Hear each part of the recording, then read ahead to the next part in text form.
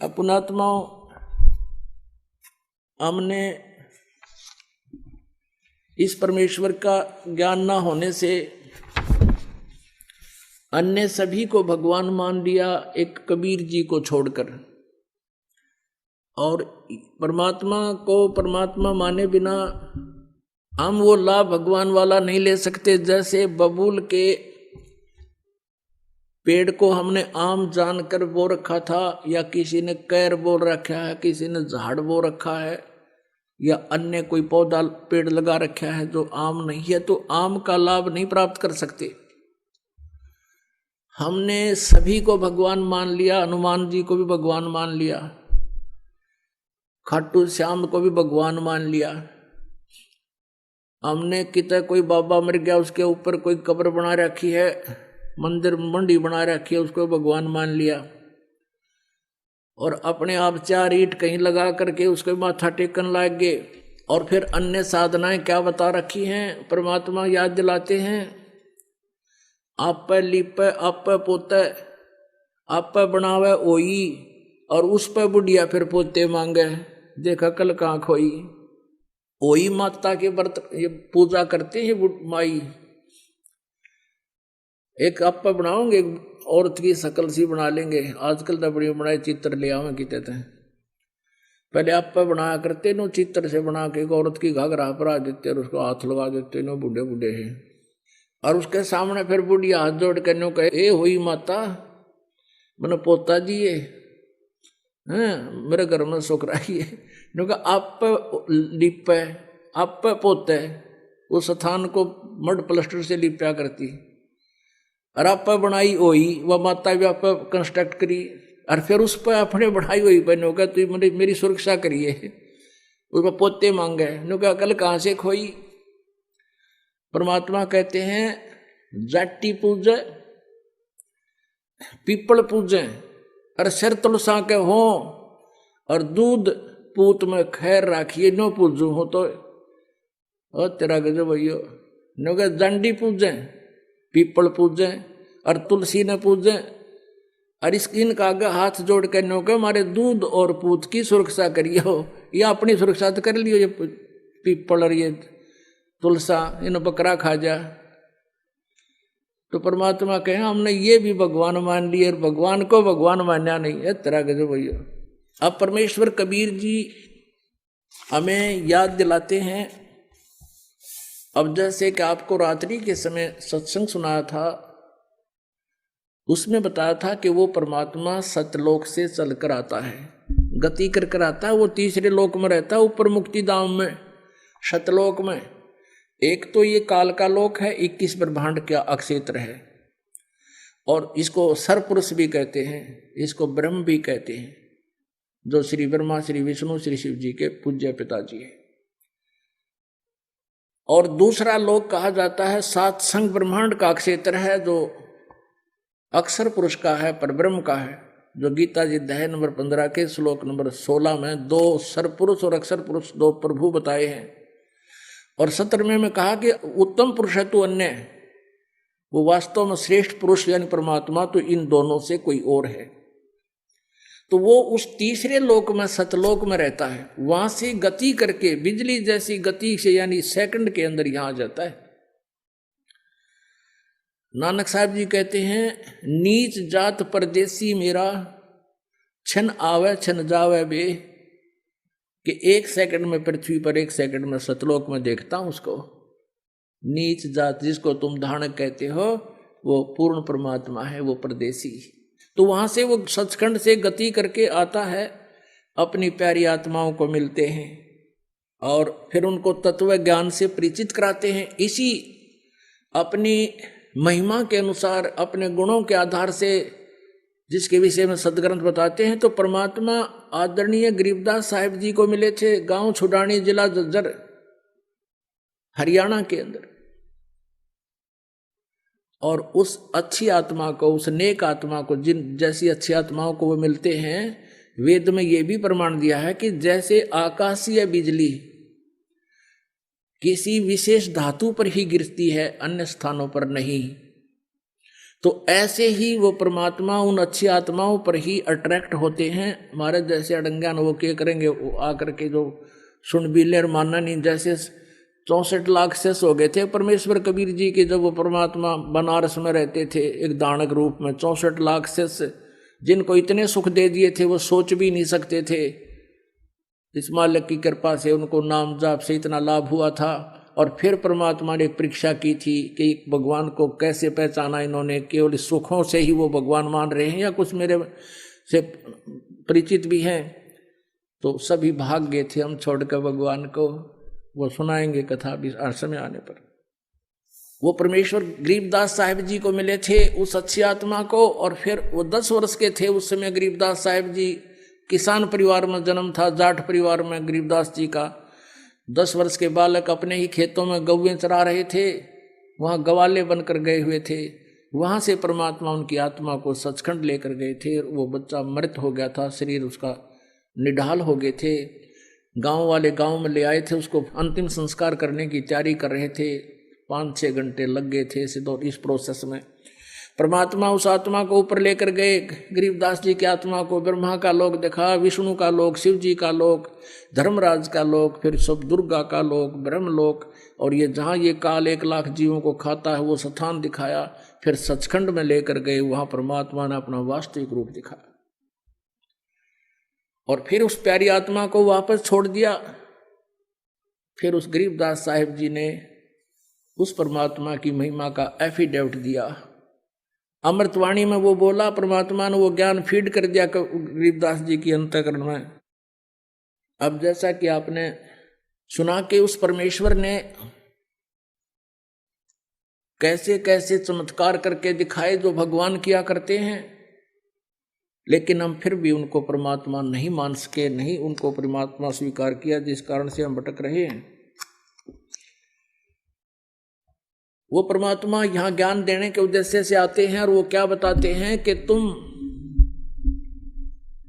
हिंदू और मुसलमान 2 नहीं हो, सिख और ईसाई ये भिन्न नहीं हो, तुम मेरे बच्चे हो। आप मुझे पाने के लिए ही विभाजित हो चुके हो। आज मैं तुम्हारे समक्ष खड़ा हूँ, मैं तुम्हारा भगवान हूँ, तुम मेरे बच्चे हो, मैं तुम्हारा पिता हूँ। लेकिन इन काल के दूतों के द्वारा हम इतने भ्रमित कर दिए जाते हैं, हम परमात्मा को साक्षात खड़े को भी नहीं पहचान पाते, हम इतने अबोध बन जाते हैं। अब क्या बताते हैं भगवान कबीर परमेश्वर जी, मैं रोवत हूँ सृष्टि को, ये सृष्टि रोवे मोहे। कह कबीर हमरे वियोग को, समझ ना सकता कोई। गोता मारूं स्वर्ग में, जा बैठूं पाताले। कह कबीर ढूंढता फिरूं मैं अपने हीरे मोती लाल। तुम हीरे और मोती लाल हो उस परमात्मा के पुण्यात्माओं, आप जी को ढूंढ रहे हैं परमेश्वर। अब जैसे ये ज्ञान गंगा नामक पुस्तक आप तक पहुंचाई परमात्मा ने, और आप उसको पढ़कर आप खींचे आ रहे हो, क्योंकि ये दास जो है उस कबीर परमात्मा का एक समझो जैसे कबाड़िए होते हैं ना, कबाड़िए, और वो अपने दिहाड़ी पर नौकर छोड़ देते हैं कि भी ये ले जाओ चुंबक। वो क्या करते हैं, लोहे को लाकर कबाड़ी को देते हैं, कबाड़िया उनको तोल कर उसके हिसाब से उनका रेट दे देता है उनको मजदूरी। तो वो क्या करते हैं कि चुंबक भी साथ रखते हैं और उस चुंबक को धागे से बांध कर ऐसे जमीन पर लटकाते घिसड़ाते चलते हैं। जो लोहे के कण होते हैं उसको चिपक जाते हैं और वो उतार के उनको अपनी झोली में डाल लेते हैं, और जो कंकर पत्थर हैं वो पड़े रह जाते हैं। फिर उन लोहे के कणों को जो कि मिट्टी में जर रहे थे, खत्म हो रहे थे, उनका अस्तित्व नष्ट हो जाना था, वो वापस आ गए कहाँ, फिर कारीगर के पास। उसको फिर उन्होंने नए सिरे से उसका कोई नया औजार, कोई चम्मच बना दी, कोई फिर कितना अच्छा औजार बन गया, यानी उनका सदुपयोग हो गया। तो आप जी इस संसार रूपी कंकर, उनमें लोहे के कण थे, स्टील के कण थे, आप परमात्मा के हंस थे और इस परमात्मा ने ये चुंबक फेंक दिया सब जगह और आप उसके चिपक कर आ रहे हो। अरे बाप का नया जीवन शुरू हो जाएगा। तो गरीबदास साहिब जी ने परमात्मा से परिचित होने के उपरांत प्रभु की महिमा का एक कलम तोड़ विवरण किया है। कबीर परमेश्वर की महिमा बताते हुए गरीबदास जी कह रहे हैं कि वो किस प्रकार हमें समझाया करते थे। हिंदू और मुसलमानों को समझाया करते थे कि तुम साधनाएं गलत कर रहे हो। अब परमात्मा काजी मुल्ला जो मुसलमान धर्म को भ्रमित किए हुए हैं उनको कहा करते थे, और उधर से पंडित ब्राह्मणों को, पांडवों को और ये नकली मंडलेश्वरों को कहा करते थे कि तुम साधना गलत बता रहे हो, तुम भी परिचित नहीं हो, इन भोली आत्माओं को गुमराह करके काल के जाल में फंसाए बैठे हो। तो सच्चाई कहने से परमात्मा के कबीर जी के वो सभी शत्रु बन गए थे। कौन? मुल्ला और काजी और पंडित और वो उस टाइम के गुरुवर हिंदू धर्म के। परमात्मा क्या कहा करते थे? काशी जोरा दीन का ये काजी खिलस करंत, गरीबदास उस सरे में झगड़े आन पड़ंत। सुन काजी राजी नहीं आप अलह खुदाए, गरीबदास किस हुक्म से तुमने ये पकड़ पछाड़ी गाय। अपने आत्माओं परमात्मा कबीर जी मुसलमान काजियों को कहा करते थे कि तुमने किसके आदेश से ये गाय मार दी? मांस खाने का आदेश कौन सी किताब में लिखा है?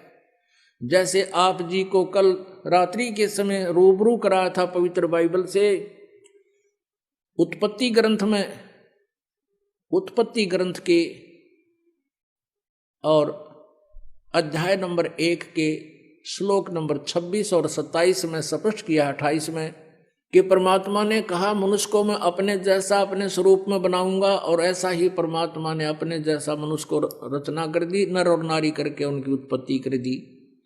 फिर उनको आदेश दिया कि तुमने मांस नहीं खाना, केवल पृथ्वी के ऊपर जितने भी बीज वाले पौधे और फलदार वृक्ष हैं ये फल ये तुम खा सकते हो, किसी को भी मांस खाने का आदेश नहीं है परमात्मा का। और पुण्यात्मा गरीबदास जी साहब कह रहे हैं कि कबीर साहब ऐसे कहा करते थे, नबी मोहम्मद नमस्कार है राम रसूल कहाया, 1,80,000 को सौगंध जिन नहीं कर्द चलाया।